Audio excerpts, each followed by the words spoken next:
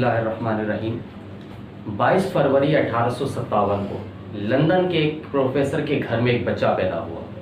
یوں تو وہ بچہ عام بچوں کی طرح ہی تھا، لیکن اس کی قسمت عام بچوں سے کہیں زیادہ شاندار تھی، کیونکہ یہ وہ بچہ ہے جو بڑے ہو کر دنیا کو اسکاؤٹنگ کا تحفہ دیتا ہے۔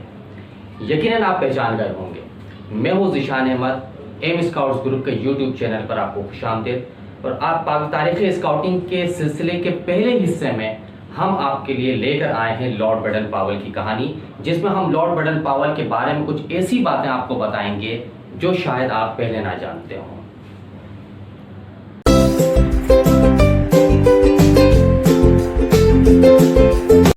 اس بچے کے باپ ایچ جی بیڈن پاول اور اس کی ماں ہنریٹا اسمتھ نے اس کا نام رابرٹ اسٹیونسن اسمتھ پاول رکھا۔ ایچ جی بیڈن پاول کو اپنے بیٹے کی شاندار قسمت دیکھنا نصیب نہ ہوا، کیونکہ جب وہ بچہ محض 3 سال کا تھا تو اس کا باپ اس دنیا فانی سے کوچ کر گیا۔ باپ کے انتقال کے بعد اس کی ماں نے بچے کے سر نیم میں بیڈن کا اضافہ کر دیا، جو اس بچے کے باپ کا نام تھا۔ یوں اس بچے کا پورا نام ہو گیا رابرٹ اسٹیونسن اسمتھ بیڈن پاول، اور یہی وہ بچہ ہے جو بیڈن پاول کے نام سے مشہور ہوا۔ بیڈن پاول نے ایک عام اسکول سے اپنی تعلیم کا آغاز کیا۔ آپ کا شمار بہت ذہین طالب علموں میں نہیں ہوتا تھا، مگر آپ ایک باصلاحیت نوجوان تھے۔ آپ کو فٹ بال، شوٹنگ، بحث و مباحثہ، کشتی رانی، اداکاری اور گانا گانے کا بھی شوق تھا۔ آپ کی ایک خصوصیت یہ بھی تھی کہ آپ دونوں ہاتھوں سے تصویریں بنا لیتے تھے۔ 1870 میں 13 سال کی عمر میں لندن کے مشہور اسکول چارٹر ہاؤس میں اسکالرشپ حاصل کی۔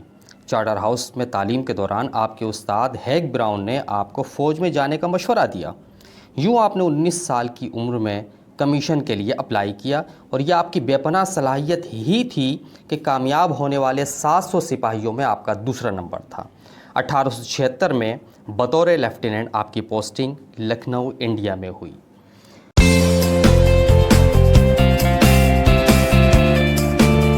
آپ کا شمار اچھے فوجیوں میں ہوتا تھا۔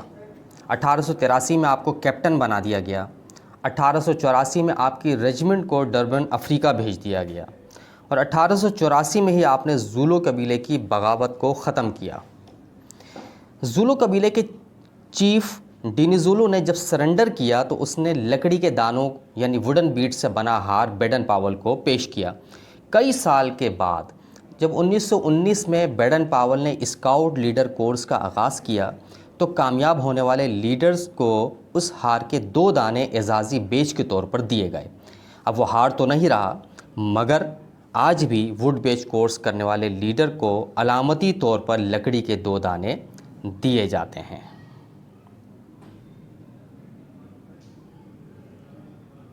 1881 میں آپ کو ملٹری انٹیلیجنس آفیسر بنایا گیا اور آپ نے کئی جاسوسی مشن میں حصہ لیا۔ 1895 میں افریقہ میں پریمپے قبیلے کی بغاوت کچلی اور یوں آپ کو لیفٹیننٹ کرنل کا عہدہ ملا۔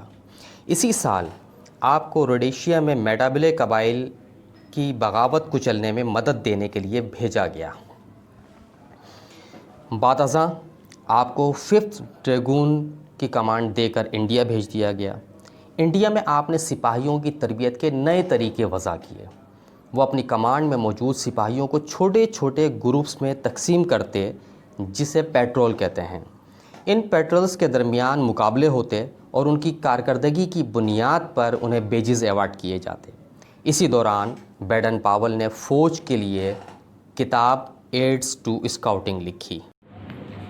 مگر یہ وہ اسکاؤٹس نہیں ہیں جو آج ہم دیکھتے ہیں، کیونکہ فوج کے ہراول دستے کو بھی اسکاؤٹس کہا جاتا ہے، اس لیے بنیادی طور پر یہ کتاب فوجی اسکاؤٹس کی تربیت کے لیے لکھی گئی۔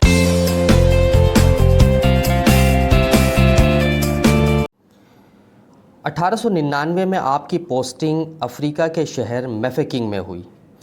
11 اکتوبر 1899 کو وہاں کے بوئر قبائل نے میفیکنگ کا محاصرہ کر لیا۔ کہا جاتا ہے کہ بیڈن پاول کے پاس صرف 1000 سپاہی، جبکہ دشمن سپاہیوں کی تعداد 5000 سے 9000 تک بتائی جاتی ہے۔ میفیکنگ کا دفاع محض 1000 سپاہیوں کے ساتھ بیڈن پاول کی صلاحیتوں کا اصل امتحان تھا، اور وہ اس میں کامیاب رہے۔ محض 1000 سپاہیوں کے ساتھ 217 दिनों तक बैडन पावेल ने मैफिकिंग का कामयाब दिफा किया। बाद अज़ां फ़ौजी इमदाद मिलने पर 17 मई सन 1900 को मुहासरा ख़त्म हुआ। मैफिकिंग का दिफा बैडन पावेल की बड़ी कामयाबी थी। इस कामयाबी में अहम किरदार उन मकामी लड़कों का भी था जिन्हें बैडन पावेल ने नहायत खूबसूरती से इस्तेमाल किया। पैगाम रसानी, जासूसी, साजो सामान की तरसील, इब्तिदाई तिब्बी इमदाद और इस जैसे कई काम थे जिनके लिए बैडन पावेल ने मकामी नौजवान लड़कों को इस्तेमाल किया और अपने सिपाहियों की कमी को पूरा किया। यहीं पर बैडन पावेल को ख़याल गुज़रा कि अगर नौजवानों की मुनासिब तरबियत की जाए तो वो मुल्क व कौम के लिए बहुत कारआमद साबित हो सकते हैं, और यही ख़याल बाद अज़ां स्काउट तहरीक की बुनियाद बना। कामयाब मैफिकिंग मुहिम के बाद आप एक कौमी हीरो बन चुके थे। बरतानिया वापसी पर आपका शानदार इस्तकबाल हुआ। मलका विक्टोरिया ने आपको मेजर जनरल के ओहदे पर तरक्की दी। 1903 में आपको inspector general of British cavalry बनाया गया। 1904 में मैफिकिंग मुहिम से हासिल होने वाले तजुर्बे की रोशनी में नौजवानों की तरबियत के लिए नए ख़यालात पेश किए। 1907 में अपनी किताब एड्स टू स्काउटिंग का बॉयज़ वर्जन लिखा और इसी साल लंदन के करीब एक जजीरे ब्राउन सी में 20 लड़कों या 22 लड़कों का तजुर्बाती कैंप मुनक्किद किया। ये एक कामयाब कैंपिंग थी जिसमें पेट्रोल सिस्टम के तहत बहुत सी सरगर्मियों का इनेकाद किया गया। ये कैंप एक्शन से भरपूर था और 1908 में आपने एक किताब स्काउटिंग फॉर बॉयज़ लिखी।